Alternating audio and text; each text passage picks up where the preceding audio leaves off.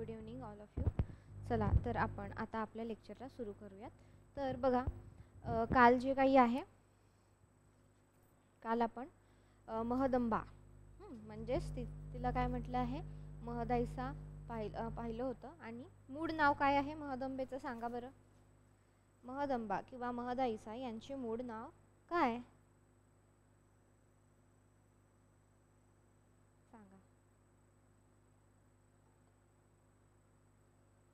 तर काय आहे, रुपाई हे जे काही आहे ते नाव आहे. ठीक आहे. तर एकंदरीत गद्य विभाग झाला, त्याचबरोबर काय झाला, पद्य विभाग जो झाला, तर हे आपण पाहिलेलं आहे. गद्य असू देत, पद्य असू देत. ठीक आहे. तर काल आपण काय कशाची चर्चा करत होतो, साती ग्रंथ. साती ग्रंथ हे अत्यंत महत्त्वाचे आहेत, बरोबर आहे. साती जे ग्रंथ आहेत ते अत्यंत महत्त्वाचे असे ग्रंथ आहे. साती ग्रंथ याचा अर्थ हा की 7 ग्रंथ. ठीक आहे. साती म्हणजे 7 ग्रंथ. तर बघा आता आपण पाहिलेलं की भास्कर भट्ट बोरीकर आहेत, त्यानंतर नरेंद्र आहे, खडोव्यास आहे. तर यासारख्या लेखकांनी जे काही आहे वेगवेगळ्या प्रकारचं म्हणजे यांनी ग्रंथ जे काही आहेत ते लिहिलेले आहेत, आपण पाहिले. त्यांनी मी तुम्हाला सांगितलं की हे ग्रंथ पाठ पाहिजे. आता बघा एक लॉजिक जे काही आहे ते आपल्याला याच्यामध्ये लक्षात ठेवायचं आहे. कोणतं लॉजिक आहे की बघा आपल्याला माहीत आहे की महानुभव जो काही पंथ आहे, महानुभव पंथ, तर हा याच्यामध्ये कोणाला कोणत्या परमेश्वराला स्थान दिलेलं आहे, श्रीकृष्ण. त्याच्यामुळे हे जे काही ग्रंथ आहेत, बरोबर आहे, कृष्ण आणि कृष्णाचे 5 अवतार. म्हणजे असं मानण्यात येतं की चक्रधरांमध्ये सुद्धा श्रीकृष्णाचं चांगदेव राऊड असेल, इतर जे, तर याच्यामध्ये काय आहे, श्रीकृष्णाचा अवतार घेऊनच ते काय आलेलं आहे, जन्माला आलेलं आहे, किंवा त्यांच्यामध्ये ती आत्मा जी काही आहे ती वास करते. तर मग आपल्याला हे लॉजिक नेहमी लक्षात ठेवायचं आहे की जे काही ग्रंथ रचले गेले आहेत तर त्याचा जो काही मुख्य विषय काय राहिलेला आहे, श्रीकृष्ण. मग श्रीकृष्णाच्या आयुष्यातील जे काही घटना असतील, काय असेल ते त्याच्यामध्ये रंगवण्यात आलेलं आहे. मग त्याच्यामध्ये रुक्मिणी आहे, रुक्मिणी स्वयंवर आहे, ह्या सगळ्या ज्या काही गोष्टी आहेत, तर आपल्याला ह्या ग्रंथांचे जे काही हे विषय आहेत, बरोबर. इथपर्यंत समजलं, क्लिअर. तर आता बघा हे जे काही साती ग्रंथ आहे जे आपण काल लिहून घेतलेले, तर त्याची एकदा आपण रिव्हिजन घेऊया. मी तुम्हाला सांगितलं होतं की मला क्लासमध्ये आल्यानंतर विचारल्याबरोबर काय पाहिजे, पाठ पाहिजे. तर चला आपण पटकन एकदा याची काय करूयात, रिव्हिजन करून घेऊया. चला मला सांगा, नरेंद्र जो आहे, नरेंद्र, तर यांनी कोणता ग्रंथ लिहिलेला आहे, नरेंद्रनी कोणता ग्रंथ लिहिलेला आहे,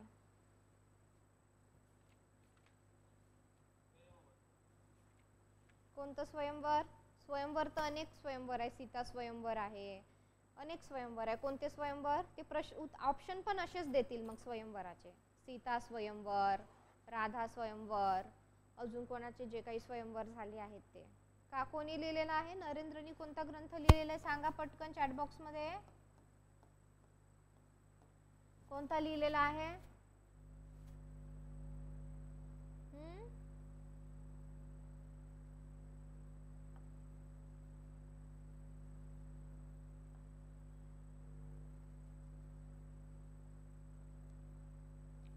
कोणता लिहिलेला आहे, सारिका, विशाल, प्रगती. चला रुक्मिणी स्वयंवर, व्हेरी गुड विशाल राठोड. तर बघा मी तुम्हाला का सांगते, कारण पेपरला असेच्या असे प्रश्न येतात, असेच्या असे प्रश्न येतात. तुम्ही जर हे गाभा जर तुमचा नीट केला तर तुम्हाला परीक्षा पास होण्यापासून कोणीही रोखू शकत नाही. तुम्ही जर क्लासमधले जे काही मार्गदर्शक सूचना आहे त्याचा जर व्यवस्थितपणे तुम्ही त्याला फॉलो केलं, तुम्हाला कोणी रोखू शकत. तुम्ही जर तुमची मनमानी करत बसले तर मग तुम्हाला नापास होण्यापासूनही कोणी रोखू शकणार नाही आहे. त्याच्यामुळं दिलेला जो काही मार्ग आहे तो व्यवस्थितपणे करायचा. तर नरेंद्रनी कोणता लिहिलेला आहे ग्रंथ, रुक्मिणी स्वयंवर. ठीक आहे. त्यानंतर मला सांगायचं आहे शिशुपालवध कोणी लिहिलेला आहे?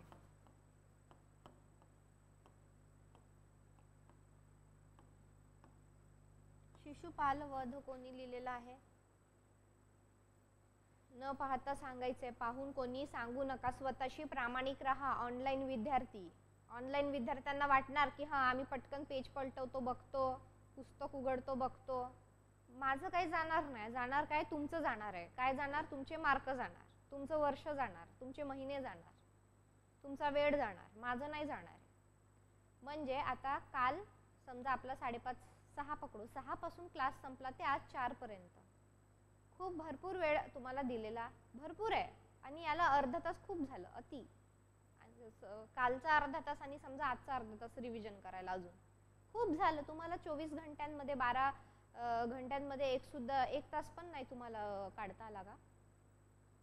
सांगा. आणि न पाहता, जर न पाहता येत असेल तरच सांगायचं, नाही तर सांगायचं नाही. स्वतःशी प्रामाणिक राहणं. आपण लोकांना फसवू शकतो पण आपण स्वतःला फसवू शकत नाही. काय? शिशुपालवध, भास्कर भट्ट बोरीकर.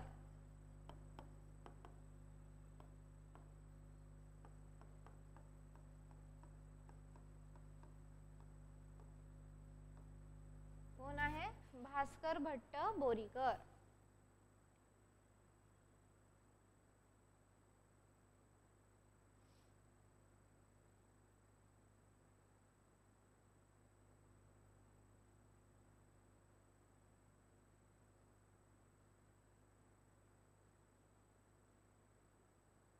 ठीक आहे. त्यानंतर बघा उद्धव गीता किंवा उद्धव गीतेचं दुसरं नाव काय? एकादश स्कंध. काय आहे? एकादश स्कंद. एकादशी शब्दावरून एकादश स्कंद तुम्ही लक्षात ठेवू शकता. तर बघा हे दोन्ही ग्रंथ एकच आहे, त्याला दोन नाव आहे. एक आहे उद्धव गीता आणि दुसरं जे नाव आहे ते काय आहे? एकादश स्कंद. ठीक आहे. तर हा ग्रंथ कोणी लिहिलेला आहे सांगा?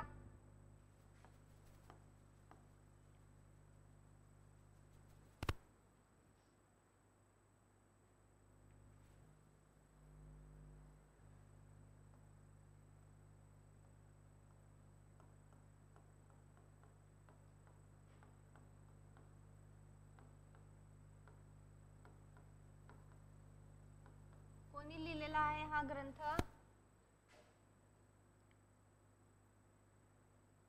हा सुद्धा कोणी लिहिलेला आहे? भास्कर भट्ट बोरीकर.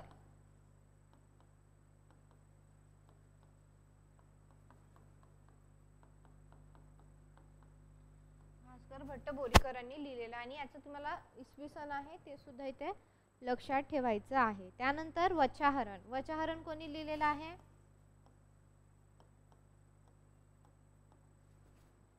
चला पटपट सांगा.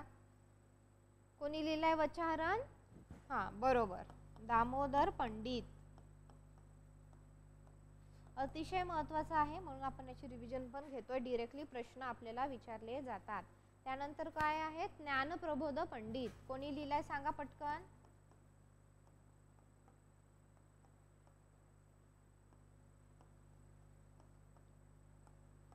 ज्ञानप्रबोध पंडित कोणी लिहिलेला आहे?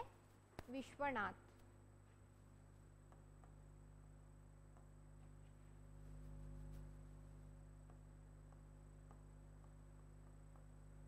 ज्ञानप्रबोध पंडित कोणी लिहिला आहे? विश्वनाथ. सह्याद्री वर्णन. सह्याद्री वर्णन कोणी लिहिलेला आहे? ते लिहिलेला आहे खडोव्यास यांनी. खडोव्यास. सह्याद्री वर्णन खडोव्यास.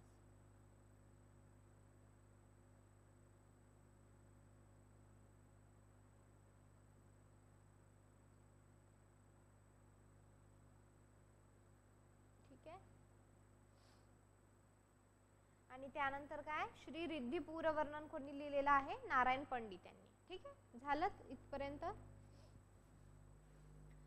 श्री रिद्धिपूर वर्णन जे कोणी काल अब्सेंट होते त्यांनी लिहून घ्यायचं आहे किंवा रेकॉर्डिंग बघायची आहे.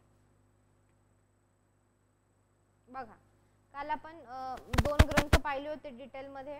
आता आपण बघूयात उद्धव गीता. आता उद्धव गीतेमध्ये काय काय दिलेलं आहे आपण बघू ना. आता उद्धव गीता कोणी लिहिलं आहे? भास्कर भट्ट बोरीकर यांचं आहे.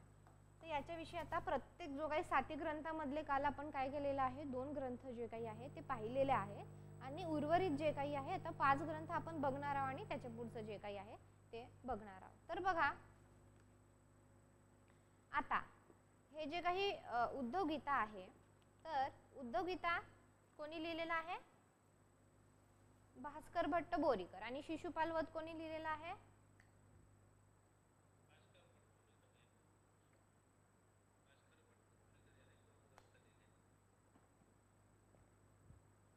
तर हे दोन्ही पण जे काही आहेत हे भास्कर भट्ट म्हणजे लक्षात ठेवायलाही सोपी आहे. तर बघा शिशुपाल हा जो काही ग्रंथ होता तर निवृत्ता जोगा नवेची असा बायदेव व्यास जे काही होते, तर बायदेव व्यासांनी काय केलेला आहे अशा प्रकारचा अभिप्राय दिलेला होता ह्या ग्रंथाला. म्हणजे उद्धव गीतेच्या अगोदरचा जो काही ग्रंथ आहे. आणि काल मी तुम्हाला साल लिहून दिले, त्याचे इसवी सन लिहून दिले, तर ते इसवी सन सुद्धा आपल्याला काय करायचं आहे लक्षात ठेवायचं आहे. बघा आतापर्यंत असा प्रश्न आलेला नाही, पण इथून पुढे खूप जास्त शक्यता आहे की हे जे काही 7 ग्रंथ आहे त्याचा कालानुक्रमे लावा. कारण आपल्याला जे काही क्वेश्चन आहे इथून अगोदरचे ते अशा प्रकारे विचारण्यात आलेले असल्यामुळं काय आपल्याला बऱ्यापैकी म्हणजे हा प्रश्न येऊ शकतो. बघा खूप खूप जास्त शक्यता आहे. त्याला तुम्ही स्टार करून ठेवलं तरी चालेल. काय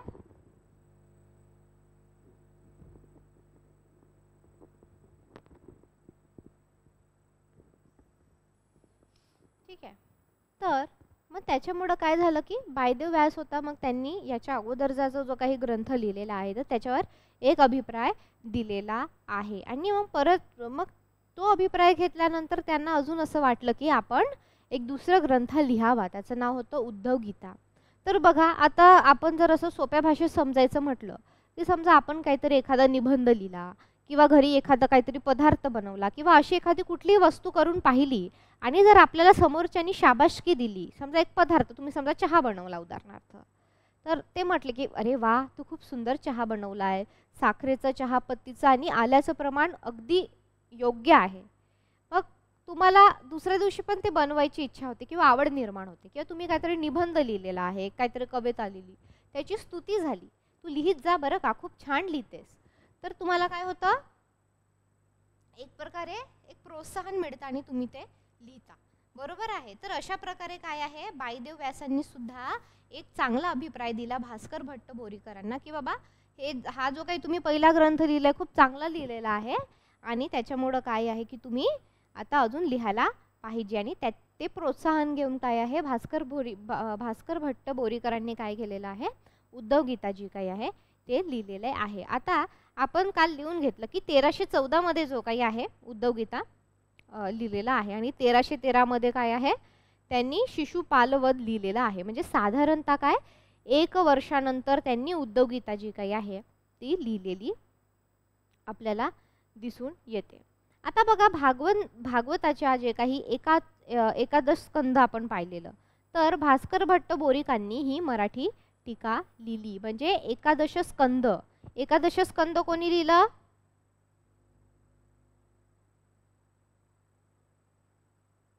कोणी?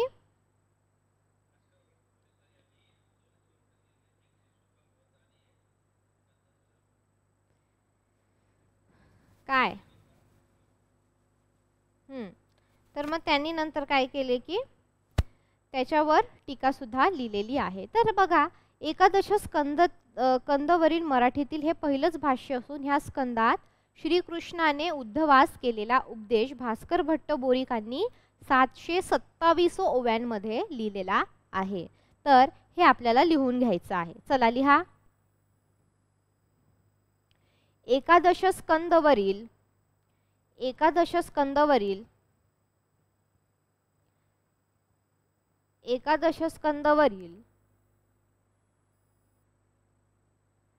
मराठीतील हे पहिले भाष्य असून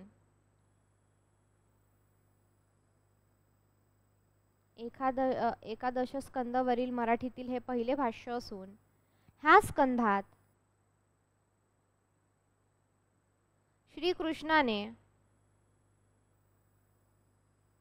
श्रीकृष्णाने उद्धवास उपदेश केलेला असून श्रीकृष्णाने उद्धवास केलेला उपदेश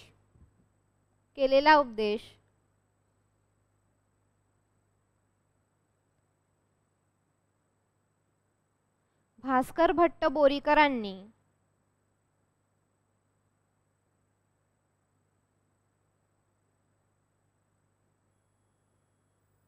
भास्कर भट्ट बोरीकरांनी 727 ओव्यात सांगितला आहे.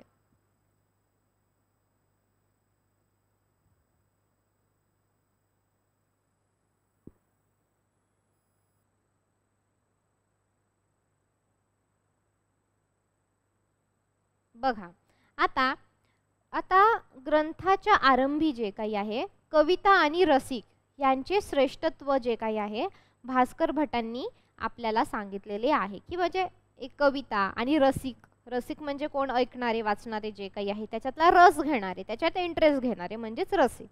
तर याचं जे काही श्रेष्ठत्व आहे ते भास्कर भट्टांनी सांगितलेलं आहे. श्रीकृष्णासारखा काव्यविषय असल्यावर काव्य कसेही गायले तरी श्रोत्यांना काय आहे निश्चित आवडेल, कारण तो काय आहे श्रोत्यांचा आवडता विषय आहे. कोणता? श्रीकृष्ण. आणि मग श्रीकृष्णावर काहीही गायले स्तुती करणार ऑफकोर्स तर ते काय होणार आहे श्रोत्यांना आवडणारच आहे असं काय म्हणतात भास्कर भट्ट बोरीकर म्हणतात. मी माझ्या या बोलांनी श्रीकृष्ण वर्णन करू लागलो की श्रोते ऐकण्यासाठी आपणहून येतील असा त्यांचा आत्मविश्वास आहे. कमळांनी भ्रमणांना, मेघांनी चातकांना, चातक पक्षी जो असतो जो पावसाची वाट बघतो, चंद्राने चकोराला कधी मूळ पाठवावे लागते काय असं जे काही आहे भास्कर भट्ट बोरीकर म्हणतात. तर अशा प्रकारे आहे याचा जरी हा सुद्धा श्रीकृष्णावर आधारलेला जो काही आहे केलेला आहे. तर बघा आता आपल्या ग्रंथात श्रोत्याच्या मनातील जे काही आहे परिणाम भास्कर भट्ट काय करतात विशद केला. तरी मूळ भागवताच्या एकादश स्कंध जो काही आहे तर ह्या स्कंदाला ताडून पाहता उद्धव गीता जी काही आहे बरीच फिकी असल्याचे वाटते. आता भास्करांचा पिंड जो काही आहे तो रसिक कवीचा पिंड आहे. काही काही कवी साहित्यिक खूप रसिक असतात तर आहे आणि त्याला तेथे वाव नसल्यामुळे आणि जे काही निवेदन आहे तर त्या निवेदनाच्या ओघामध्ये काय आहे मूळ वृत्ती उरफाळून आल्यामुळं काय होतं अनेक ठिकाणी आपल्याला औचित्य झालेले सुद्धा आढळून येते. ठीक आहे. तर बघा आपल्याला हेच लक्षात ठेवायचे की मूळ विषय काय आहे, नेमकं काय आहे आणि ओव्या किती आहे आणि कोणी लिहिलेलं आहे, हे 4-5 आपल्याला जे काही आहे महत्त्वाचं एकंदरीत आशय समजून घेणं आणि ह्या सगळ्या गोष्टी. ठीक आहे. आता आपण बघूयात नेक्स्ट वच्छाहरण. ठीक आहे. वच्छाहरण कोणी लिहिला?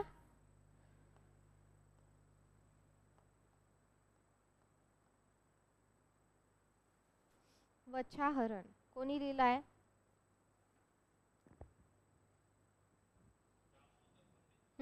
बरोबर. पाठच पाहिजे बरं का आपल्याला.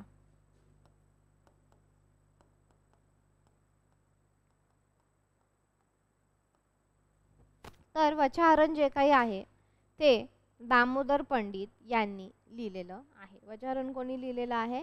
दामोदर पंडित यांनी लिहिलेलं आहे. तर बघा महानुभव पंथामध्ये जो काही पंथ संप्रदाय काही म्हणा तर बघा नागदेवाचार्य ज्याचा नेहमीच गौरवपूर्ण उल्लेख करीत आलेले आहे तसे कोण होते? दामोदर पंडित. म्हणजे नागदेवाचार्यांनी दामोदर पंडित यांचा काय केलेला आहे नेहमीच गौरव केलेला आहे. आता बघा वच्छाहरणाची जी काही रचना आहे तर ती काय आपल्याला माहिती आहे काल लिहून दिल्याप्रमाणे. कधी झाली वच्छाहरण, कधी लिहिले गेले, कोणत्या साली लिहिले गेले सांगा बरं.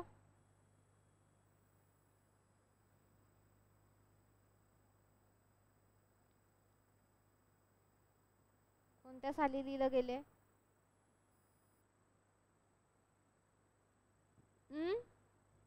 बरोबर, अगदी बरोबर. की कोणत्या साली लिहिले गेलेलं आहे? 1316. ठीक आहे. 1316 मध्ये काय झालेलं आहे? वचाहरण जे काही आहे दामोदर पंडित यांनी लिहिलं. आता बघा भागवताच्या जे काही आहे दशम स्कंधातील 12, 13 आणि 14 जे काही अध्याय आहे तर त्याच्यामध्ये काय अधारसूर वधाची आणि वत्स्यहरणाची जे काही आहे कथा सांगितली आहे आणि हे याच्या आधारावरच मग काय केलेलं आहे दामोदर पंडितांनी काय केलेलं आहे वचाहरण जे काही आहे ते लिहिलेलं आहे. आता बघा वचाहरण किती ओळींचं आहे किती ओव्यांचं आहे तर किती ओव्यांचं आहे 530 ओव्या 530 सॉरी 503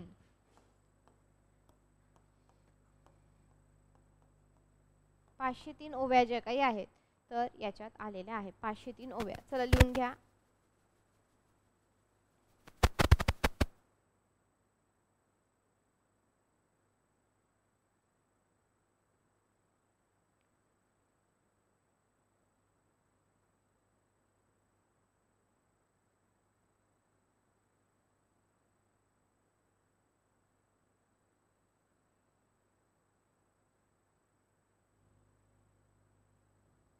पाचशे 3 ओव्या याच्यामध्ये आहे आणि हाच विषय होता की असुरवध आणि वत्स्यहरण ह्याचं जे कथेच्या आधारित काय केलेलं आहे वचाहरण म्हणजे नावच आहे वचाहरण म्हणजे वत्स्यहरण आणि असुरवध.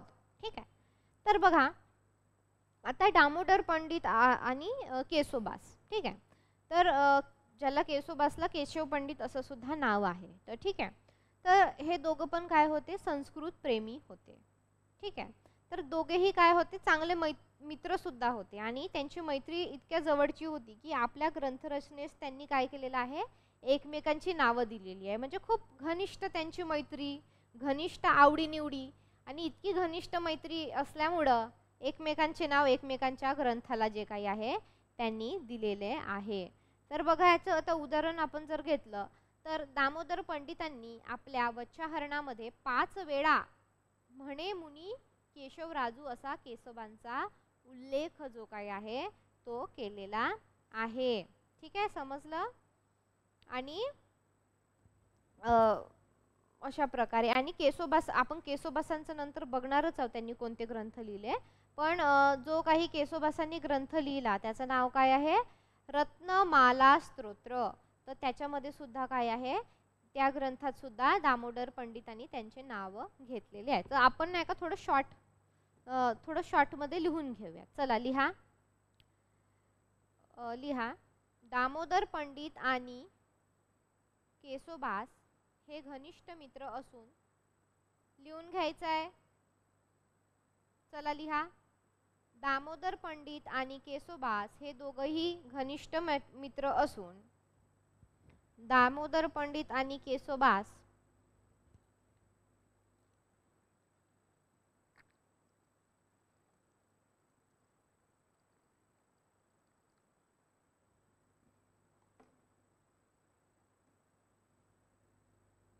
दामोदर पंडित आणि केशोबास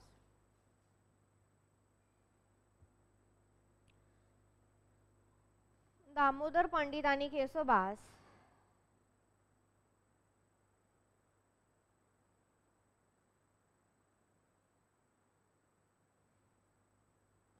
हे दोघं घनिष्ठ मित्र असून संस्कृत प्रेमी होते.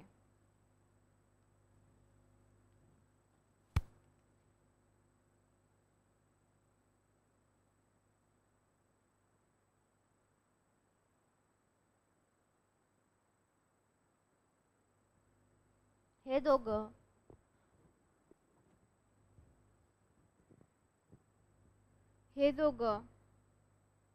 घनिष्ठ मित्र असून संस्कृत प्रेमी होते. त्यांची मैत्री इतक्या जवळची होती की आपापल्या ग्रंथरचनेस त्यांनी एकमेकांची नावे दिली. दामोदर पंडितांनी दामोदर पंडितांनी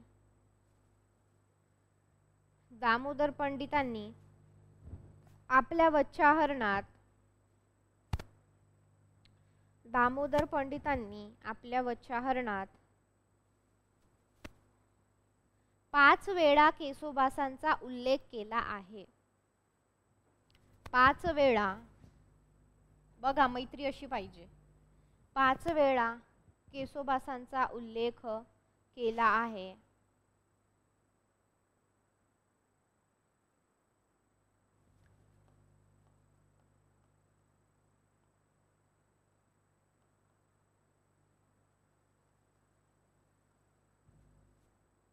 काय म्हणून उल्लेख केला आहे? म्हणे मुनी केशवराजू. हे लिहून घ्या. म्हणे मुनी केशवराजू. म्हणे मुनी केशवराजू. राजू राजू केशवराजू.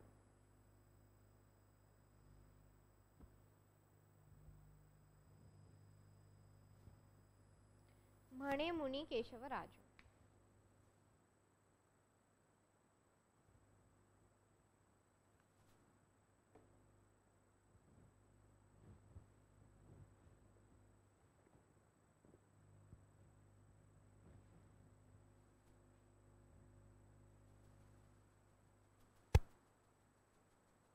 म्हणे मुनी केशवराजू. ठीक आहे. तर बघा आणि नंतर लिहा केसोबासांनाही आपल्या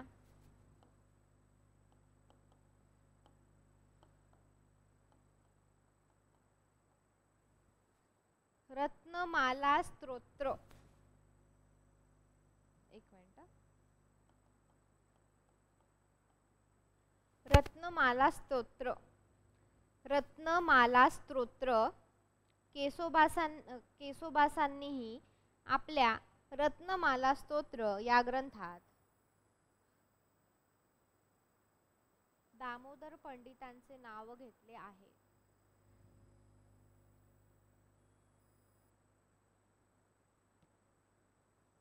दामोदर पंडितांचे नाव घेतले आहे.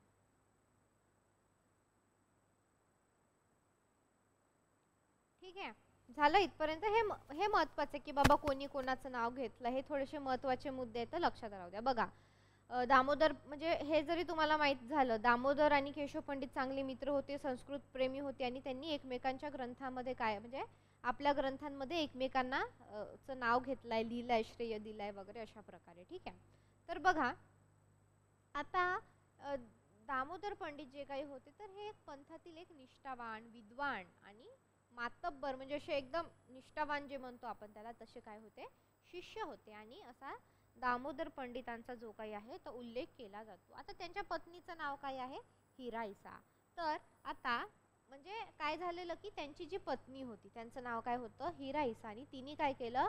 पहिले जे ह्या महानुभव पंथामध्ये काय आहे प्रवेश केला आणि त्यानंतर काही वर्षांनी दामोदर पंडित जे काय आहे ह्या पंथात आले. म्हणजे काय केलं? अगोदर त्यांच्या पत्नीनी प्रवेश केला आणि नंतर दामोदर पंडित जे काही आहे महानुभव पंथामध्ये आलेले आहे. दामोदर पंडित जे काही होते ते चांगले गायक सुद्धा होते, कवी होते, ग्रंथकार होते, आपल्याला माहीतच आहे, विद्वान वगैरे होते, पण त्याचबरोबर काय होते ते गायकही होते. आता बघा पंथाचा जो नियम होता महानुभव पंथ. ठीक आहे. आता महानुभव पंथाच्या नियमानुसार काय होतं? गायनास बंदी होती. म्हणजे तो एक आता प्रत्येक याचा एक नियम असतो. काही ठिकाणी काही गोष्टी अलाउड असतात, काही ठिकाणी नसतात. ठीक आहे. तर मग तसं महानुभव पंथामध्ये काय होतं? गाऊ शकत नव्हते किंवा गायनास काय होती? बंदी होती. पण तरीही हे जातीवंत संगीतज्ञ एकदा एकांतात जे काही आहे गात. ठीक आहे. तर त्यांनी काय केलेलं आहे? भक्तिगीत जे काही आहे ते म्हणत होते एक दिवस असंच. आणि हे जेव्हा ते भक्तिगीत म्हणत गायत होते तर एकदा काय झालं? मग नागदेवाचार्यांनी त्यांना ऐकलं, त्यांना दिसले आणि त्यांच्यावरही त्याचा परिणाम होऊन त्यास गाण्याची जी काही आहे ती त्याला काय म्हणू शकतो आपण परमिशन जी काही आहे की बाबा गा तू. आता बंदी असली तरी नियम असले तरी काय की त्यांना ऐकलं, त्यांनी परवानगी जी काही आहे ती दिली. ठीक आहे. आता वचहरण जे काही आहे तर ही दामोदर पंडितांची जी काही आहे संस्मरणीय म्हणजे चांगली आठवणीत राहील अशी काय आहे कलाकृती म्हटली पाहिजे. आता बघा ह्या पंथामध्ये आपल्याला सगळ्यांनाच माहिती आहे आता की श्रीकृष्ण हा काय आहे परमप्रीतीचा जो काही आहे देवता आहे. तेव्हा भागवतातील त्याची कथा त्यांनी निवडणे म्हणजे हे स्वाभाविकच गोष्ट आहे. जसं मी तुम्हाला सांगितलं की हे जे काही 7 ग्रंथ किंवा महानुभव पंथातले हे जे काही ग्रंथ आहेत तर याच्यामध्ये श्रीकृष्ण आणि त्यांच्या ज्या काही घटना आहे तर त्याचा उल्लेख आपल्याला आलेला दिसतो. आता असुरवध आणि वत्स्यहरण ह्या भागवताच्या बालपणी श्रीकृष्णाने केलेल्या असुरवध आणि कृष्णावतारची जी काही सत्यता पारखून ब्रह्मदेवाने गोपाळांचे आणि त्यांच्या वत्स्यांचे केलेले हरण तर याच्यावरच काय हे तयार झालेलं आहे वत्स्याहरण तयार झालेलं आहे. समजते का तुम्हाला? बघा बालपणी श्रीकृष्णाने केलेला अघासुर वध तुम्हाला माहित असेल लहानपणी कृष्णाची गोष्ट की कृष्ण जेव्हा लहान होता तर त्याने काय केलेलं होतं अघासुर वध केला होता. आता हे खरं आहे की नाही खोटं आहे बाबा खरंच वध केला होता का हे हे पारखून पाहण्यासाठी काय केलं साक्षात ब्रह्मदेवाने काय केलेलं आहे गोपाळांचे आणि त्यांच्या वत्साचे केलेले हरण ह्या कथा भागावर ठेवलेला आहे. त्यांचे कथा निवेदन जे काही आहे ते अत्यंत संथ म्हणजे असं हळूहळू जे काही आहे समोर जात असतं. बघा आपण जेव्हा वाचत असतो ना कुठलीही साहित्यकृती असेल किंवा कुठलीही कलाकृती असेल तर आपण जेव्हा वाचत असतो ह्या सगळ्या गोष्टी तर आपल्याला अनेक गोष्टी त्याच्यातून दिसून येतात. काही गोष्टी काय होतात खूप वेगाने समोर जातात किंवा काही सिनेमे असे असतात बघा की 2-3 काळ एकत्र दाखवतात लगेच 15 वर्षाचा फ्लॅशबॅक दाखवतात की बाबा 10 वर्षानंतर 10 वर्षापुढे 10 वर्षामागे असे 2-3 काळ एकत्र घेऊन सुद्धा ते सिनेमे दाखवतात साहित्यकृती. आणि काही चित्रपट तुम्ही पाहिले किंवा साहित्यकृती पाहिल्या तर कसं दिसतं की गोष्टी कसं एकच गोष्ट असते. समजा हे 4 भिंती आहे इथं एक कुटुंब राहते ज्याच्यामध्ये 4 लोक आहे त्याच्यात फक्त तीच कथा दाखवणार आणि ती कथा कशी हळूहळू पुढे जातीये. वडील आहेत कामाला जाते लहान मुलं आहेत त्यांचं शिक्षण आहे त्यांचा संघर्ष आहे. तर असं म्हणजे जी एखादं साहित्य कृती असते मग साहित्य कृतीमध्ये चित्रपटही आले तर असं काय आहे काही पटकन समोर जातात काही काळाला सोबत घेऊन जातात काही ठिकाणी 2-3 काळ एकत्र येतात काही ठिकाणी 2-3 कहाण्या सुद्धा एकत्र येतात तर काही गोष्टी अशा असतात की त्या आपल्याला संथपणे काय होतं समोर जाताना दिसतात. ठीक आहे. तर वचहरण जे आहे ते सुद्धा असंच आहे. ठीक आहे. म्हणून म्हणजे वचहरणाचं कथा निवेदन कसं आहे संथ आहे. ठीक आहे. समजलं तुम्हाला इथपर्यंत? आता आपण नंतर बघूयात दुसरा ग्रंथ ज्ञानप्रबोध. ज्ञानप्रबोध. आता ज्ञानप्रबोध जे आहे ज्ञानप्रबोध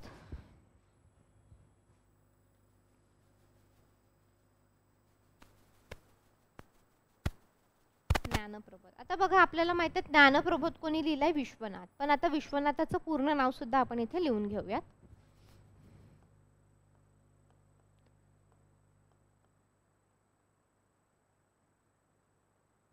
ज्ञानप्रबोध. ठीक आहे. ज्ञानप्रबोध आपल्याला माहिती आहे विश्वनाथांनी लिहिल्याचं पूर्ण नाव काय आहे लिहून घ्या. पंडित विश्वनाथ बाळापूरकर. पंडित विश्वनाथ बाळापूरकर. पंडित विश्वनाथ बाळापूरकर. पंडित विश्वनाथ बाळापूरकर.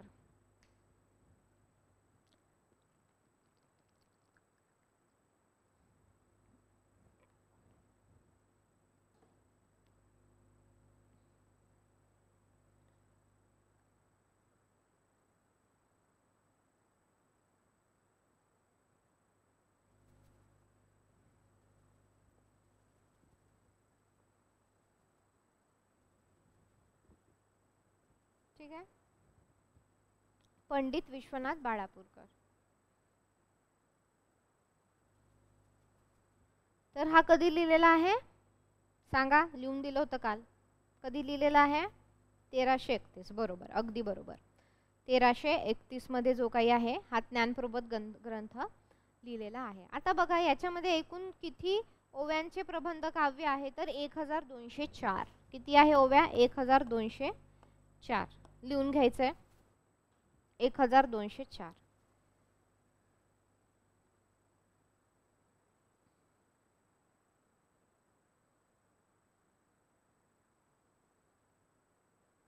ठीक आहे. आता बघा, आता ते शंगो तुडपुडे जे काही अभ्यासक आहे त्यांचं आपण एक मत इथे लिहून घेणार आहोत. चला लिहा. पहिल्या 1,200 ओव्या म्हणजे पहिल्या 1,200 ओव्या म्हणजे पहिल्या 1,200 ओव्या म्हणजे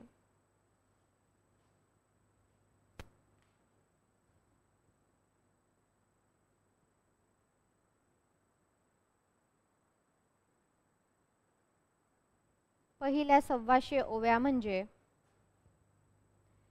ज्ञानेश्वरीचा उताराच वाटावा. ज्ञानेश्वरीचा उताराच वाटावा. कशामधला? ज्ञानप्रबोध मधला बरं का. ज्ञानेश्वरीतला उताराच वाटावा इतके साम्य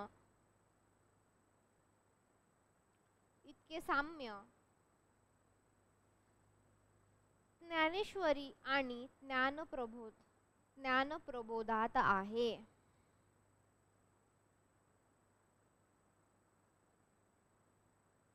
इतके साम्य ज्ञानेश्वरी आणि इतके साम्य ज्ञानेश्वरी आणि ज्ञानप्रबोधात आहे.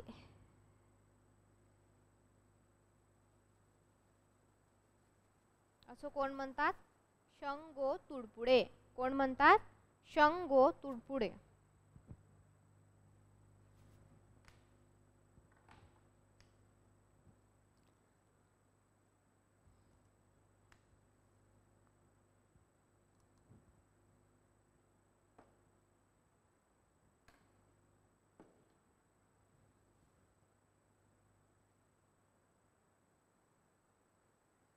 ठीक आहे, शंगो तुडपुडे. ठीक आहे.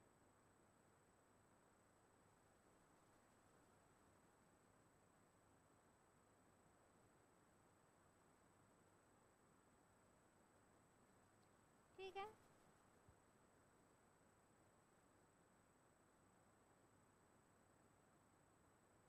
तर बघा आता या ग्रंथामध्ये काय सांगितलेलं आहे बघूयात. तर बघा, पंथ प्रवर्तक म्हणजे कोण? चक्रधर. तर ह्या ग्रंथामध्ये काय आलेलं आहे?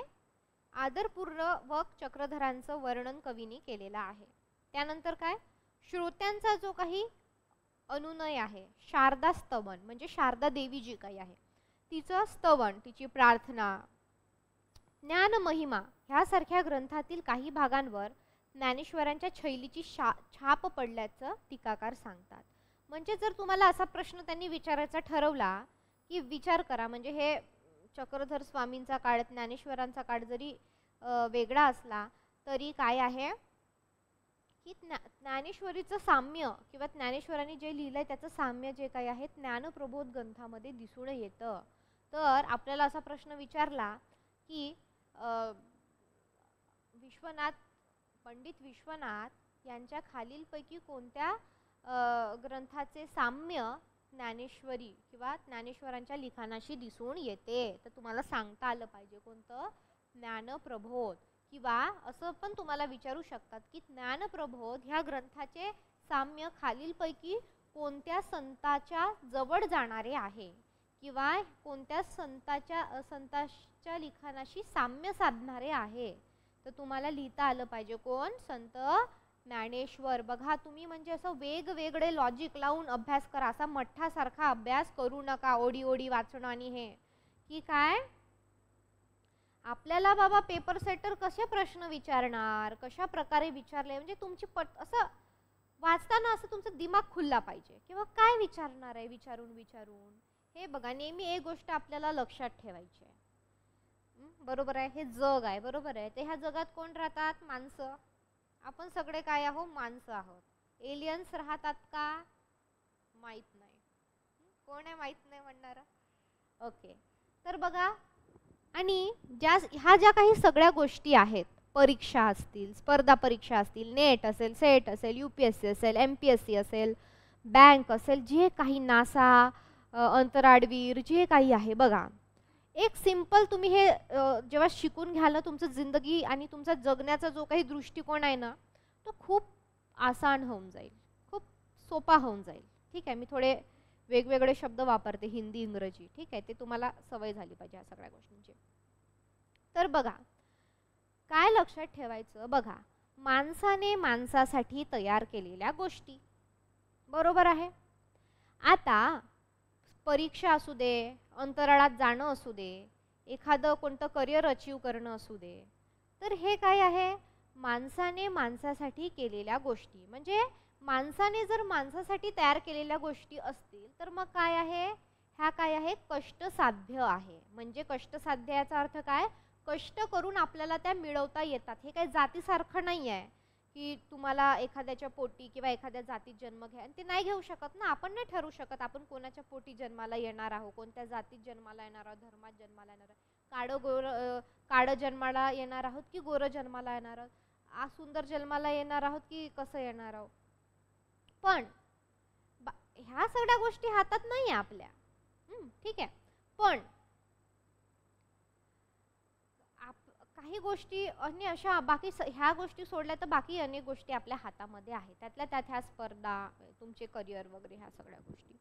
तर बघा, हे काय आहे? कष्टसाध्य परीक्षा आहेत. म्हणजेच काय आहे? कष्टाने साध्य करता येणाऱ्या डुएबल गोष्टी आहेत. माणसाने माणसासाठी तयार केलेल्या गोष्टी आहेत. म्हणजे जर याच्या अगोदर जर हजारो, करोडो, लाखो लोकांनी ह्या परीक्षा पास केलेल्या असतील, ठीक आहे, करोडो नाही म्हणू शकत आपण, लाखो नाही, पण हजारोच्या संख्येने जे काही आहे हे परीक्षा पास करणारे आहेत ना. म्हणजे आपला जेव्हा जन्म झाला तेव्हापासून आपण प्राध्यापक, संशोधक ऐकतो. म्हणजे काय आहे? हा कष्टसाध्य, हे काय रॉकेट सायन्स आहे किंवा काहीतरी अविश्वसनीय किंवा इम्पॉसिबल आहे का? नाही आहे. तर मग हे डोक्यातून काढूनच टाकायचं की मला एवढा अभ्यास करायचे, मला एवढं वाचत बसायचं आहे आणि मग आता माझं होणार की नाही. नाही, स्वतःच्या मनाला बघा. आयुष्य कसं बदलतं माहिती का? तुम्ही जर जगण्याचे दृष्टिकोन बदलवले ना, आपले कधी कधी काय असतात ना, डोक्यामध्ये मतं तयार झालेले असतात.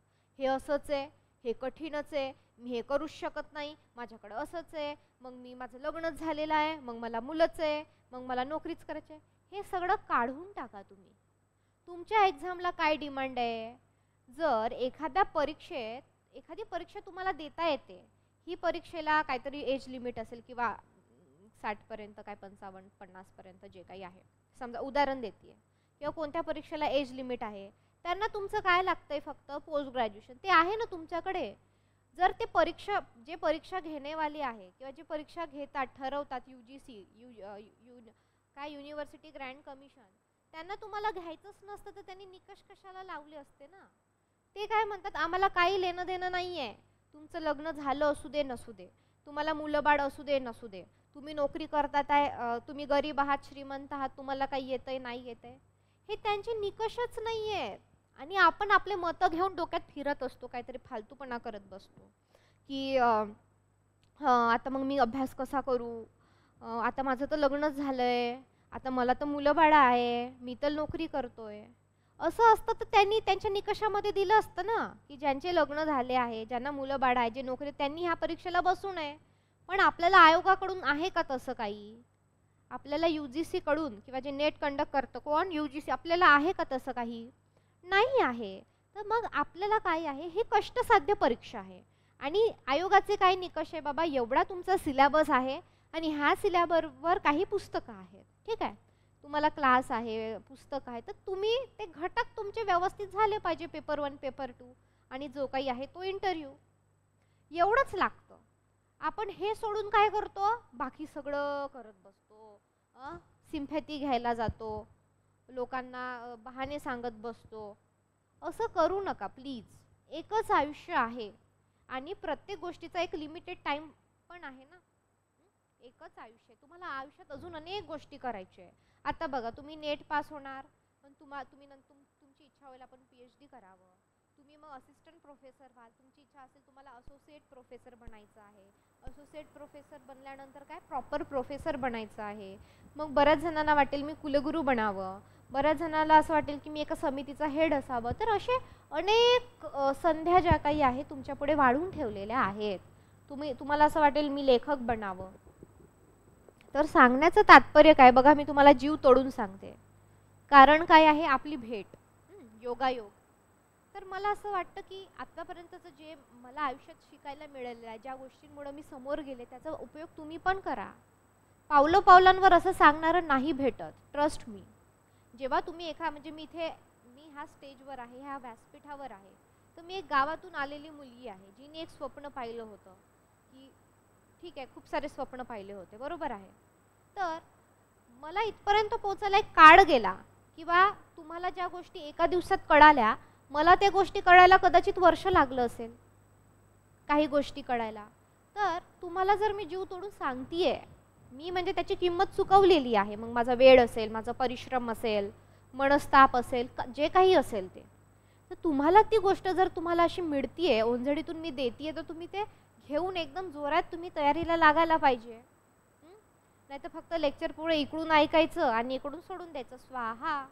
असं करून काही साध्य होत नाही. त्याच्यामुळं जसं मी काल सांगितलं, 4 तास करा, 2 तास करा, 5, पण तो वेळ फक्त तुमचा आणि तुमचा आणि तुमचाच असला पाहिजे. त्याच्या मधात कोणीच आलं नाही पाहिजे. आता मी तुम्हाला इथे 1.5 तास शिकवते. आता समजा मला कोणी बाहेरची व्यक्ती किंवा माझ्या घरचे समजा माझे आई वडील आले आणि म्हटले की जा रे बाळा, थैली भरून भाजीपाला घेऊन ये, मी जाणार आहे का? कोणतरी आलं आणि म्हटलं चल आपण थोडंसं बाहेर जाऊन चहा पिऊन येऊ ह्या 1.5 तासात, मी जाणार आहे का? नाही. मला माहिती ही माझी जबाबदारी आहे, ही माझी कमिटमेंट आहे.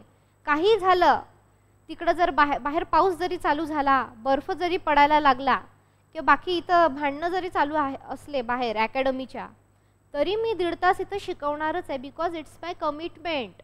मग जेव्हा तुम्ही अभ्यासाला बसता, फोन येऊ दे, मेसेज येऊ दे, गाणं वाजू दे, पाऊस येऊ दे, वारा सुटू दे, भांडणं चालू देत, कोणतरी येऊन काहीतरी म्हणू दे, नाही, इट्स युअर कमिटमेंट.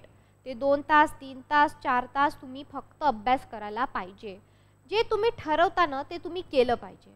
आणि ते झालं की मग तुम्हाला काय करायचं ते करा बाकीच्या दिवसांमध्ये. 24च्या 24 तास कोणी ब्रह्मदेव पण अभ्यास करत नाही. करतो का?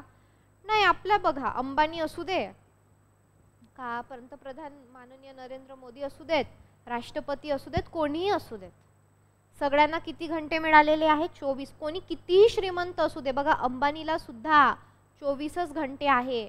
तो इतका श्रीमंत होऊन त्याला दिवसाचे काय 30 घंटे 32 घंटे करता येतात का? नाही. तर हे काय आहे? आपलं प्रिव्हिलेज आहे.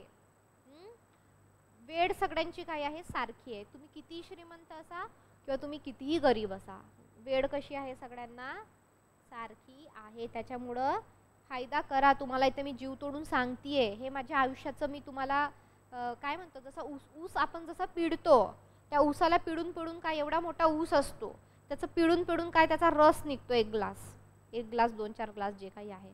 तर तसं मी तुम्हाला सांगते, तो माझ्या जीवनाचा एक सार आहे तुम्हाला, म्हणजे आत्तापर्यंतच्या जीवनाचा. तर तुम्ही त्याचा वापर करायला पाहिजे. असं पावलोपावली पदोपदी सांगणारे नसतात. आणि मागच्या बॅचला ज्यांनी माझं ऐकलं त्यांचं फर्स्ट अटेम्प्टमध्ये काय झाले ते सेट झाले. तुम्हाला हवं तर मी तुम्हाला त्यांचं हे दाखवू शकते, माझ्याकडे मेसेज, त्यांचे नंबर देऊ शकते तुम्हाला. त्याच्यामुळं काय आहे की बाबा, एखादी आपल्याला त्या विषयातली तज्ज्ञ व्यक्ती आपल्याला येऊन सांगते तर आपण डोळे झाकून तसं केलं पाहिजे. नाहीतर मग स्वतःचा टाइम टेबल बनवा आणि तो फॉलो करा. तो नसेल होत तर मॅडम काय सांगतात आहे किंवा तुमचे इतर जे कोणी मार्गदर्शक काय सांगतात आहे तसं करा. ठीक आहे. चला मग नेक्स्ट आपण आहे सह्याद्री वर्णन. काय आहे? असे डोस तुम्हाला गरजेचेच आहेत. ठीक आहे. चला आता काय आहे? सह्याद्री वर्णन.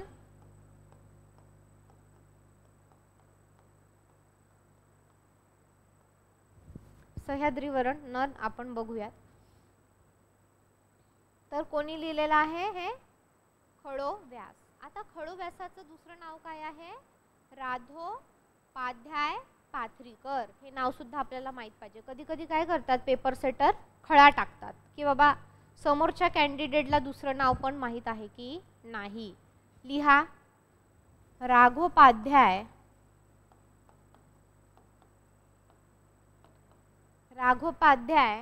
पाथरीकर.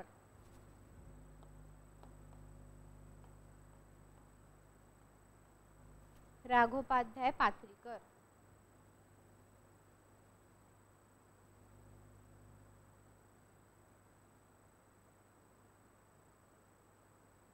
ठीक आहे. उर्फ खडोव्यास. दोघी पण नाव आपल्याला माहित पाहिजे. उर्फ काय? खडोव्यास.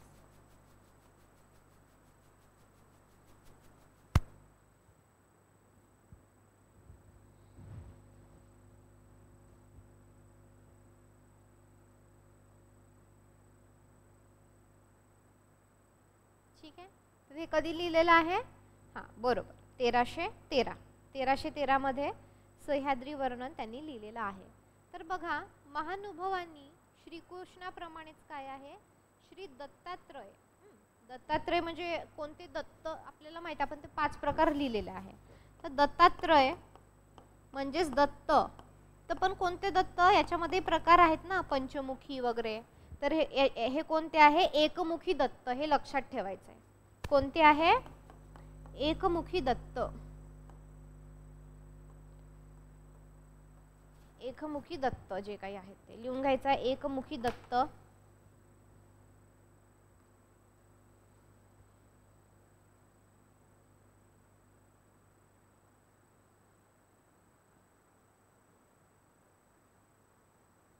एकमुखी दत्त. आता बघा ह्या सह्याद्री वर्णन मध्ये काय आलेलं आहे? तर बघा श्री दत्तात्रयाचे स्तोत्र जे काही आहे असं ह्या ग्रंथाचं स्वरूप आहे. लिहून घ्यायचं आहे. चला लिहा. श्री दत्तात्रयाचे स्तोत्र. श्री दत्तात्रयाचे स्तोत्र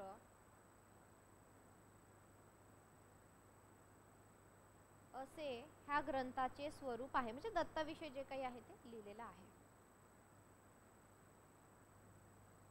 ठीक आहे.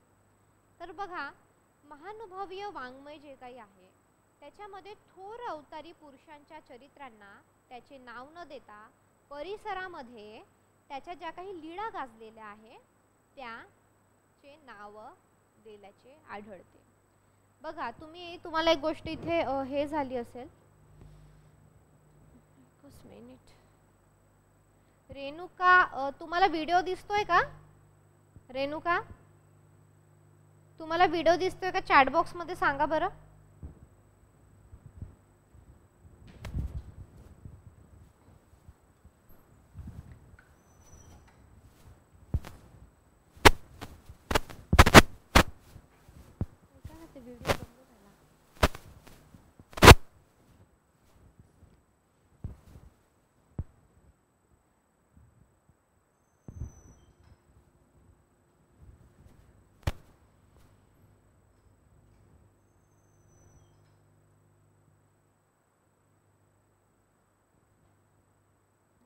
प्रॉब्लेम आहे का?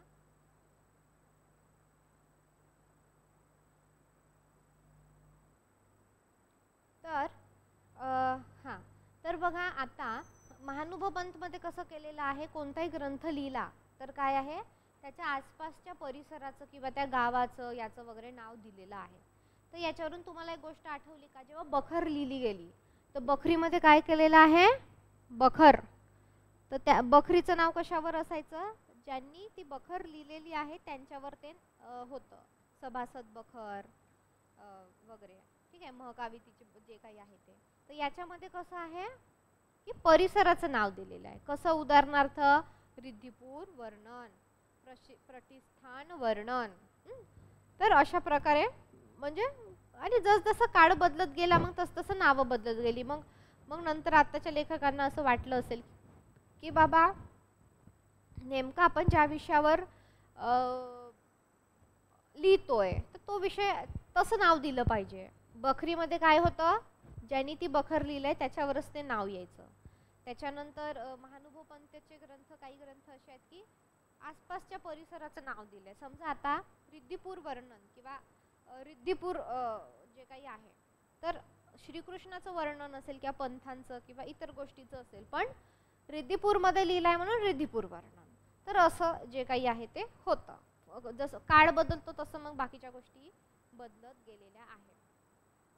आता सह्याद्री वर्णन का नाव दिलं, कारण श्री दत्तोत्रयांचा अवतार जिथे झाला ते स्थान कोणतं होतं, सह्याद्री होतं. म्हणून काय आहे, सह्याद्री वर्णन हे नाव ग्रंथास दिलेले आहे. तुम्ही तुमच्या शब्दात तुम्हाला वाटत असेल तर लिहून घ्या का दिलं म्हणून वगैरे, ठीक आहे. तर हे सह्याद्री वर्णन मध्ये तुम्हाला कळालं. याच्यामध्ये बघा 3-4 गोष्टी लक्षात ठेवण्यासारख्या आहेत. कोणत्या? सह्याद्री वर्णन कोणी लिहिलं, तर आपल्याला जसं खळोव्यासनी लिहिलं, पण आपल्याला हे सुद्धा नाव माहीत पाहिजे. राघोपाध्याय पाथरीकर. आणि कशावर लिहिलेलं आहे, कोणत्या साली लिहिलेलं आहे, दत्तात्रय दत्त. आणि दत्त म्हणजेच कोणते, एकमुखी दत्त. आणि हाच विषय आहे. आणि सह्याद्री वर्णन नाव का पडलेलं आहे, कारण जे दत्त आहे त्यांचा जन्म किंवा त्यांचं जे काही अवतार प्राप्ती आहे ते कुठे झालेली आहे, सह्याद्री. आपल्याला माहित आहे तिथं झालेली आहे. त्याच्यामुळे हे एक 4-5 गोष्टी आपल्याला लक्षात असणं अपेक्षित आहे. कळालं इथपर्यंत? क्लिअर?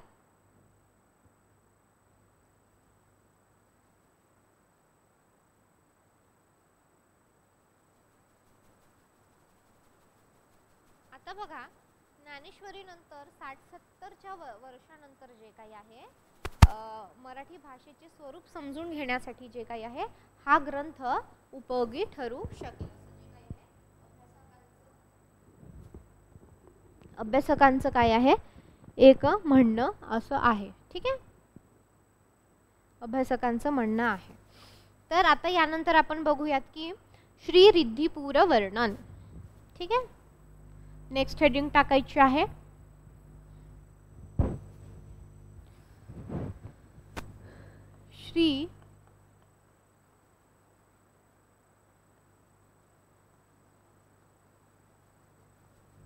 श्री रिद्धिपूर वर्णन. Next heading.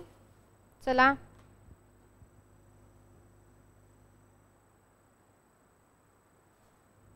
कुठे आहे रिद्धिपूर ठिकाण? तालुका कोणता?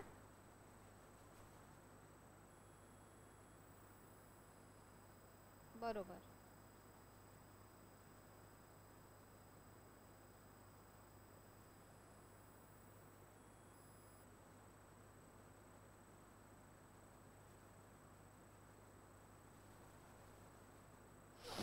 ठीक आहे, तर आपल्याला माहीतच पाहिजे रिद्धिपूर बद्दल. ठीक आहे, तर बघा कोणी लिहिलेलं आहे आता रिद्धिपूर वर्णन कोणी लिहिलेलं आहे?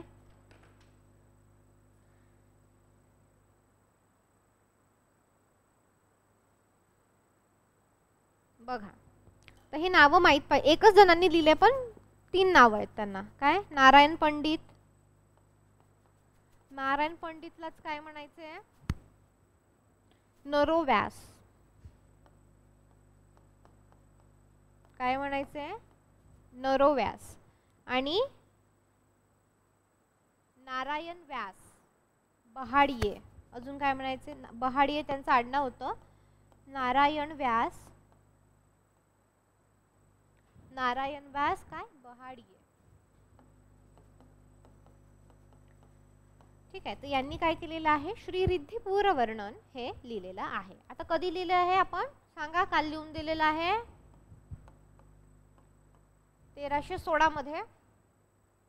1316 मध्ये काय केलेलं आहे? श्री रिद्धिपूर वर्णन लिहिलेलं आहे. काय केलेलं आहे? श्री रिद्धिपूर वर्णन 1316 मध्ये लिहिलेलं आहे.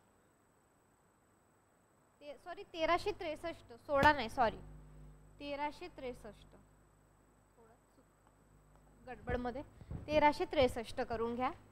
काल लिहून दिलंय तुम्हाला.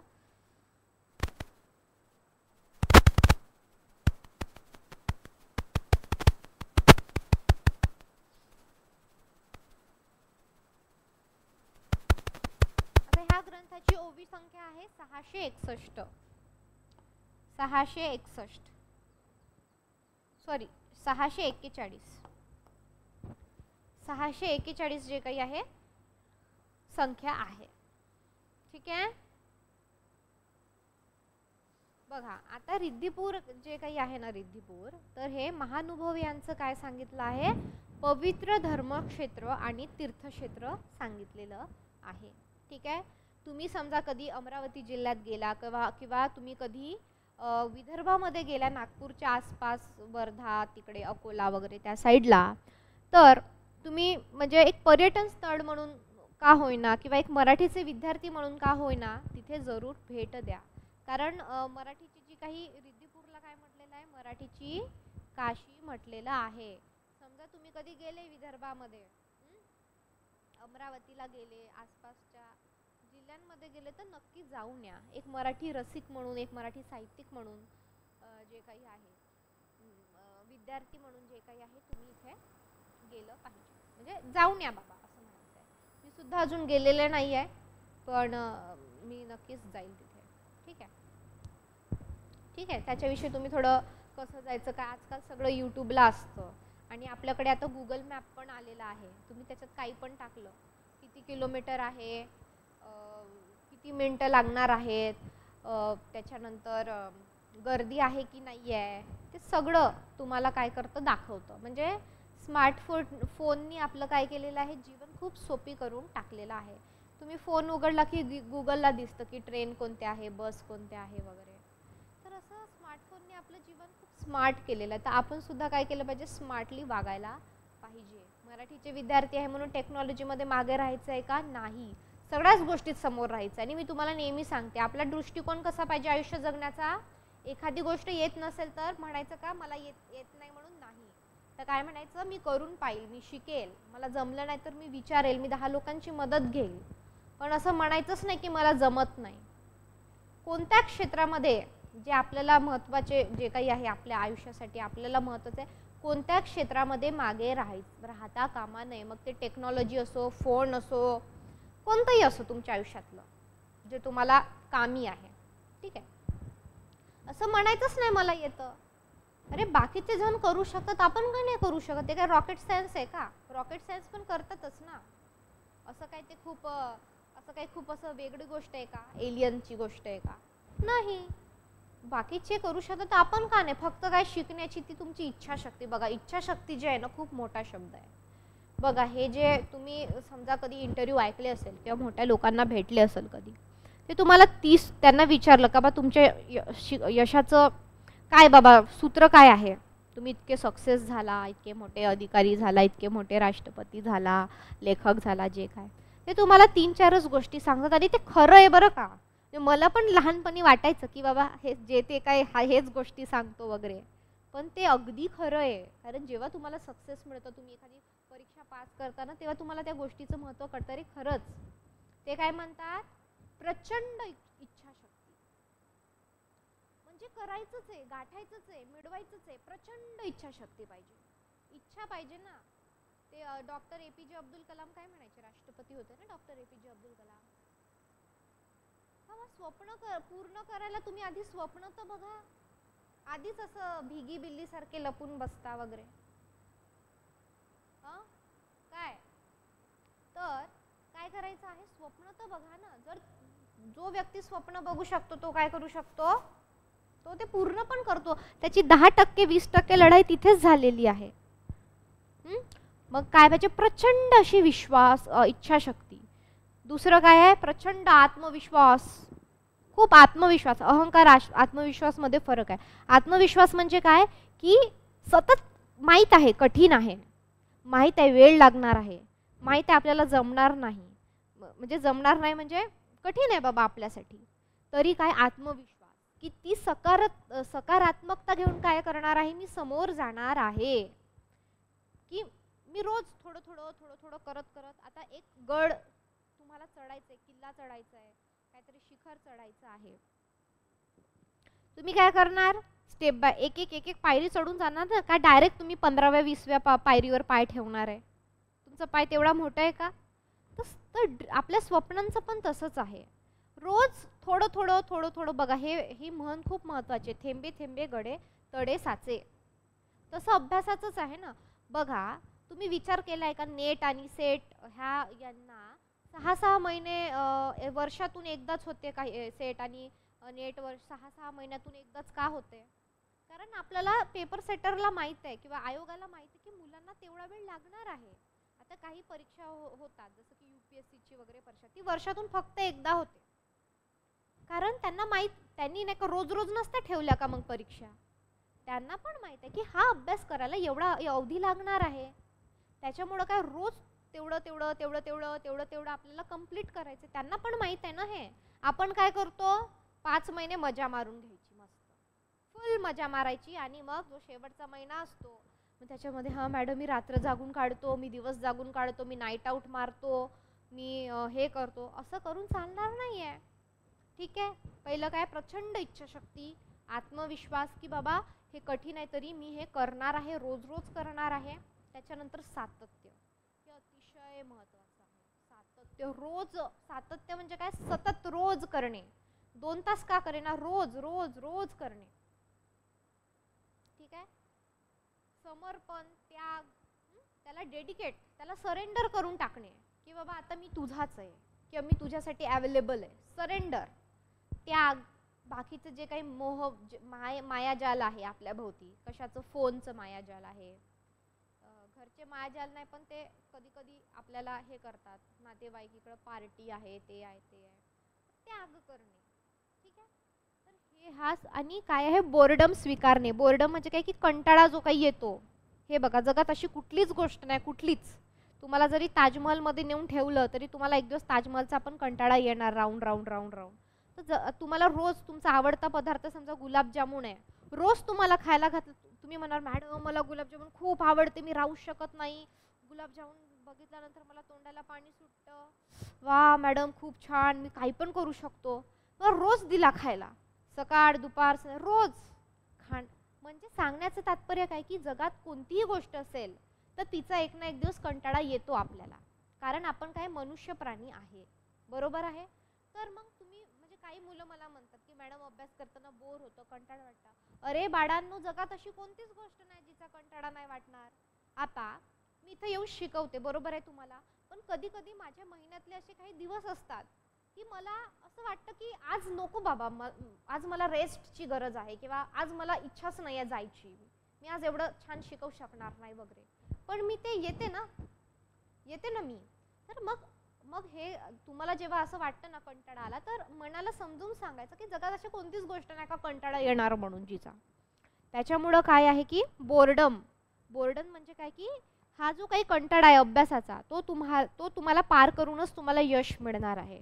त्याच्यामुळं ह्या 4-5 गोष्टी, अजून इतरांसाठी इतर कोणत्या गोष्टी असेल, ठीक आहे, दृढ निश्चय आहे, त्याच्यामध्ये संयम आहे, अशा अनेक गोष्टी आहेत. तर हे काय आहे, यशाच्या सूत्री आहे. हे तुम्हाला जे काही आहे ते लक्षात ठेवायच्या आहे. ठीक आहे. आता श्री रिद्धिपुराण जे काही आपण पाहिलेलं आहे ते कोणी लिहिलं आणि त्याच्यामध्ये काय, तर एक प्रकारे याच्यामध्ये काय काय आलेलं आहे बघा. तर बरोबर आहे. आता रिद्धिपूर जे काही आहे ते महानुभावांचं पवित्र धर्मक्षेत्र आहे, तीर्थक्षेत्र आहे. तर श्री गोविंद प्रभूचं काय होतं तिथे, वास्तव होतं, आपल्या सगळ्यांना माहिती आहे. नंतर आपली जी महदंबा, त्यांचे जे इतर शिष्य आहेत ते काय रिद्धिपूरला येऊन राहिलेले वगैरे. महानुभव पंथाची स्थापना कुठे झाली, तर रिद्धिपूरला. आता कोणी रिद्धिपूर म्हणतं, कोणी श्री रिद्धिपूर म्हणतं, कोणी श्री क्षेत्र रिद्धिपूर म्हणतं, कोणी तीर्थक्षेत्र रिद्धिपूर म्हणतं. तर हे सगळं काय आहे, सारखंच आहे, याच्यामध्ये कन्फ्यूज व्हायचं नाही, फक्त रिद्धिपूर आलं का एवढं बघायचं. आता बघा, श्री गोविंद प्रभू आणि चक्रधर यांच्या चरणस्पर्शाने पुणे झालेली जी काही ही भूमी आहे, त्यांच्या सहवासाने पावन झालेला हा परिसर असल्यामुळे अनेक बारीक सारीक ठिकाणीचंही वर्णन काय आहे इथं आलेलं आहे. बघा, आपण समजा एखाद्या जागी राहतो, बरोबर आहे. आता समजा मी पुण्यात राहते, तर अर्थातच ना, किंवा मी पुण्यामध्ये एका एरियामध्ये राहते समजा, ठीक आहे, समजा मी आता औंधमध्ये राहते, तर मी सदाशिव पेठमध्ये गेलेली असेल, बाणेरमध्ये गेलेली असेल, वाकडला गेलेली असेल, तर मग तुम्ही ज्या गावात आहात तुम्ही आजूबाजूचा परिसर फिरलेच असाल ना, बरोबर आहे. तर अगदी त्याच पद्धतीने काय आहे की तिथं चक्रधरांची चरण तिथे त्यांचा चरणाचा स्पर्श झाला असल्यामुळे इतर ठिकाणांचं वर्णन सुद्धा आलेलं आहे. कारण काय आहे की दुसरे आपण जे म्हणतो जे पंथ आहे किंवा ज्यांना दीक्षा घ्यायची आहे, भेटीघाटीला, दर्शनाला, प्रवचनांना, भाषणांना इतर लोक आलेलेच आहे. त्याच्यामुळे काय आहे, त्याचं बारीक सारीक वर्णन सुद्धा याच्यामध्ये आलेलं आहे. ठीक आहे. तर रिद्धिपूरचा परिसर, तिथली देवडे, तिथलं राजमठ असेल, सरोवरे असतील, त्यानंतर उंबरठा असेल, ओठा असेल, तर ह्या सगळ्या गोष्टींचं स्थळांचं सूक्ष्म असं वर्णन जे काही आहे ह्या ग्रंथामध्ये आलेलं आहे. आता स्वामींच्या स्पर्शाने ही स्थळे काय झालेली आहे, पुनीत झालेली असल्यामुळे संप्रदायातील त्याचं महत्त्व विशेष आहे. म्हणजे विचार करा, म्हणजे आपल्याकडे असं आहे की एखादी मोठी व्यक्ती आहे जिला आपण ईश्वरी अवतार मानतो, किंवा समजा शिवाजी महाराज आहे, तर किंवा तुम्ही असं बघितलं की पिक्चरची शूटिंग जरी झाली असली किंवा हे लेखक इथे राहत होते, इथं जात येत होते, ह्या राणीचा महल होता, तर आपल्याला किती विशेष वाटतं ना. तर मग एखादी व्यक्ती, जेव्हा लोक एखाद्या व्यक्तीला ईश्वरी अवतार मानतात, तर ती व्यक्ती जिथे राहिली आहे, जिथं जिथं गेलेली आहे, अशा ठिकाणाचं सुद्धा महात्म्य काय असतं, लोकांना असतं. समजा जर मी म्हटलं की त्याच्यामुळेच बघा ना, जी पर्यटन स्थळे आहे, जी इतिहासातली स्थळे आहे, तर अशी स्थळे आहे ना की बाबा इथं शिवाजी महाराज राहिले होते, इथं जन्म झाला, इथं मृत्यू झाला, इथं ते गेले, इथं लढले, तर मग ती क्षेत्र जी काही लोकांना खूप महत्त्व वाटतं ह्या सगळ्या गोष्टींचं, कारण ते स्पर्श त्यांचा झालेला आहे. त्याच्यामुळे काय आहे, ह्या स्थळ वर्णनाला भक्तिमयतेचा काय म्हणू शकतो आपण, स्पर्श जो काही आहे तो लाभलेला आहे. आता लेखनाला आत्मप्रत्ययाची बैठक असल्यामुळे त्यात काव्यता आणि जिवंतपणा जो काही आहे तो आलेला आहे. वर्णनाच्या योगात जो काही आहे, तर काही ठिकाणी शिल्पकृती आहे, म्हणजे शिल्प जे काही असतात त्याच्यावर जे कोरीव काम असतं, तर शिल्पकृती ही सुद्धा तिथं त्याचा उल्लेख जो काही आहे आढळलेला आहे. ठीक आहे. तर अशा प्रकारे जे काही आहे, अत्यंत रिद्धिपूरचं जे काही आहे अत्यंत भावपूर्ण असं वर्णन आपल्याला दिसून येतं. ठीक आहे. आणि नगरीच्या नुसत्या दर्शनाने आणि भास्कराच्या उदयाने काय आहे, अंधाराची जशी दुर्गंधी शमावी, तसं काय आहे, श्रीमूर्तींचं म्हणजे चक्रधरांचं वर्णन आणि एकंदरीत त्या परिसराचं, रिद्धिपूरचं जे काही वर्णन आहे, हे आपल्याला श्री रिद्धिपूर वर्णन याच्यामध्ये दिसतं नावाप्रमाणेच अगदी. ठीक आहे. तर बघा इथून जे काही आहे, बघा आता महानुभव आपलं कंप्लीट झालेलं आहे. ठीक आहे. तर याच्या ज्या काही अजून काही नोट्स आहे, म्हणजे आपल्याला परीक्षेच्या दृष्टीने मी तर पुस्तकातून काही संदर्भ वापरून नोट्स काढलेल्या, जसं की शंग तुडपुडे, कुलकर्णी असतील, देशपांडे आपले, अना देशपांडे, तर त्याचे वेगळे नोट्स काढलेले आहेत, ते आपण मी फक्त एक दिवस तुम्हाला लिहून देणार आहे. ठीक आहे. तर आता आशय आणि विषय जे काही आहे, महानुभव पंथ आपल्याला जे काही अभ्यासाच्या दृष्टीने महत्त्वाचं आहे, महदंबा सगळं, तर आपलं महानुभव संपलेलं आहे. याच्या नोट्स जे काही आहे दिवस पाहून वार पाहून मी तसं तुम्हाला लिहून देणार आहे. ठीक आहे. तर बघा आता संदर्भ आणि ते ग्रंथ आपण लिहून घेणार आहोत. आता ते व्यवस्थित लिहायचे, व्यवस्थित पाठ करायचं, जसंच्या तसं आपल्याला प्रश्न येतात. ठीक आहे. चला लिहा. पहिलं लिहा. आणि हे महानुभव पंथांचं जे काही आहे संदर्भ साहित्य आहे. म्हणजे संदर्भ साहित्य म्हणजे काय असतं, जेव्हा एखादा लेखक लिहितो तर तो आपल्या मनाने लिहिणार आहे का, त्याला स्वप्न पडतं का हा महानुभव पंथ असा होता, रिद्धिपूरमध्ये हे झालं वगैरे, नाही. तो अभ्यास करतो, तो संदर्भ घेतो की बाबा याच्या अगोदर काय काय काय काय लिहिलेलं आहे, कोणाचं काय म्हणणं आहे, कोणाचं काय म्हणणं आहे, लोकांना, म्हणजे त्याच्यात अनेक प्रकार आहेत, त्यातल्या त्यात संदर्भ हे प्रकार आहेत. तुम्ही जेव्हा PhD करणार तेव्हा तुम्हाला गाईड संदर्भ सांगणार, मग तुम्ही त्याच्यातून अभ्यास करून वगैरे जे काही आहे ते PhD करणार तुमची. तर लिहा. पहिलं लिहा, शंगो तुडपुडे.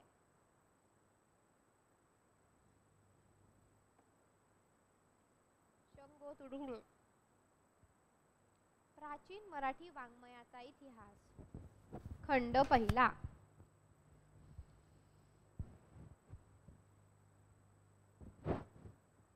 प्राचीन मराठी वाङ्मयाचा इतिहास, खंड पहिला.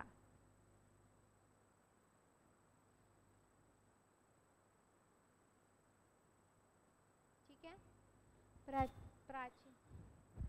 प्राचीन मराठी वाङ्मयाचा इतिहास खंड पहिला.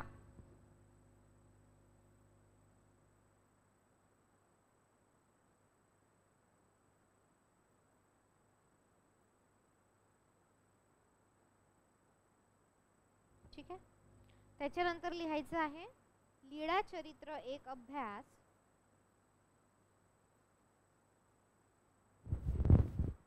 लीळा चरित्र एक अभ्यास. वदी कुलकर्णी.